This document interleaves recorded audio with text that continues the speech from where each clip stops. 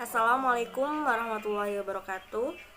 Pada pertemuan kali ini kami dari kelompok 7 yang beranggotakan Alifia Maulidina dengan NIM 19972140005, Maisun Najah dengan NIM 19972140008, Rohimatul Fitroh dengan NIM 19972140009, dan saya sendiri Inayatul Robaniah dengan NIM 19972140011. Pada pertemuan kali ini kami dari kelompok 7 akan mempresentasikan atau membahas materi mengenai permasalahan hukum Islam kontemporer.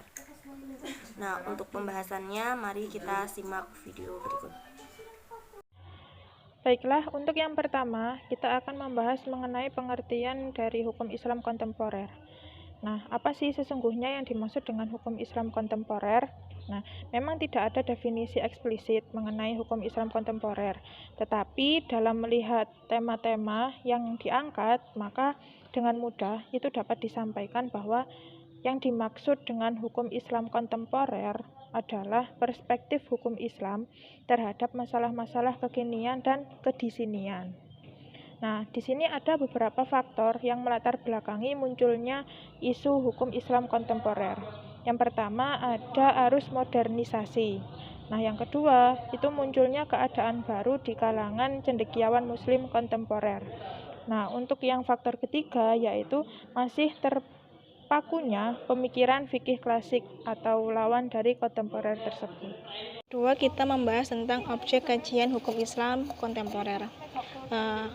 Kajian hukum Islam kontemporer dapat dikategorikan ke dalam beberapa aspek. Yang pertama, aspek hukum keluarga.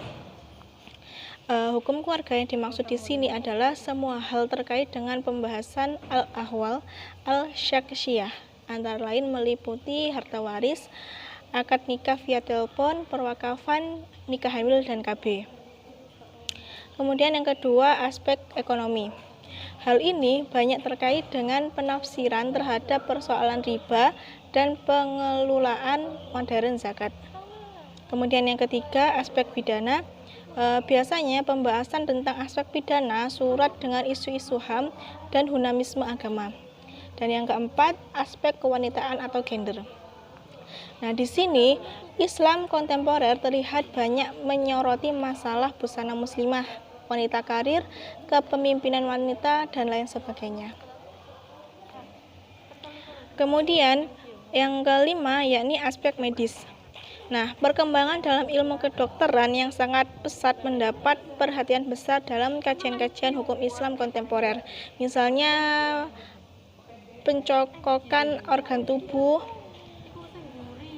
dan donor darah,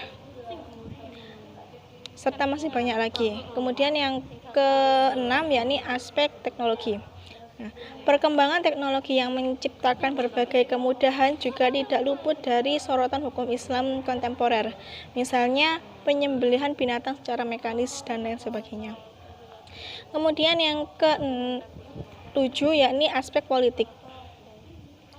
Nah, di sekitar isu-isu politik, beberapa kasus menarik adalah perdebatan tentang istilah negara Islam, proses pemilihan pemimpin, dan lain sebagainya.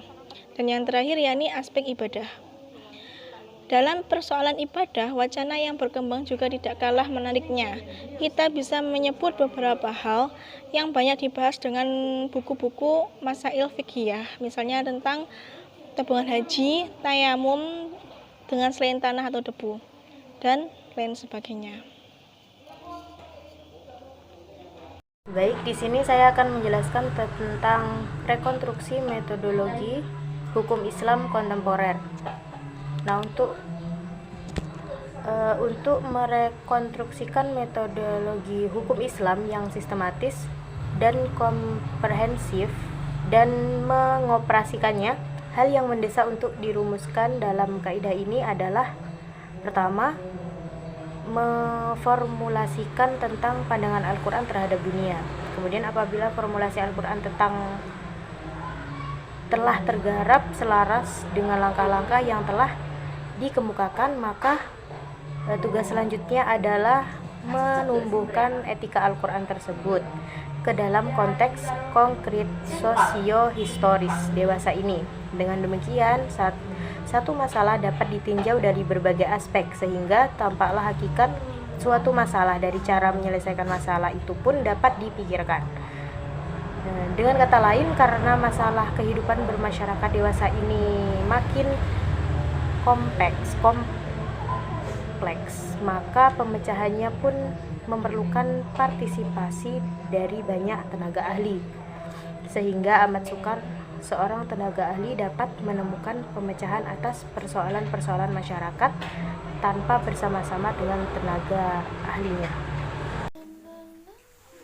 Dari pembahasan yang telah dijelaskan tadi, dapat disimpulkan bahwa hukum Islam kontemporer adalah perkembangan pemikiran hukum Islam pada saat ini.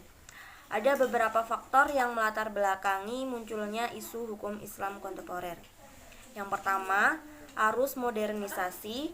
Yang kedua, munculnya keadaan baru di kalangan cendekiawan Muslim kontemporer. Yang ketiga, masih terpakunya pemikiran fikih klasik atau lawan dari kontemporer.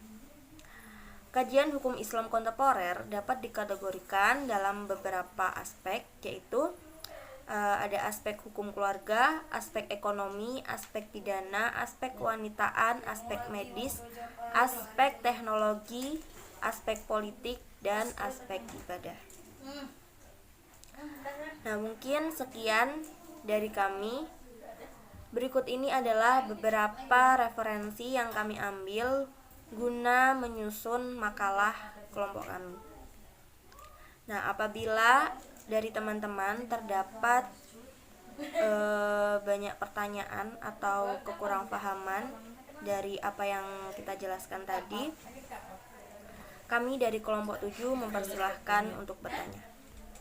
Kami akhiri, wassalamualaikum warahmatullahi wabarakatuh.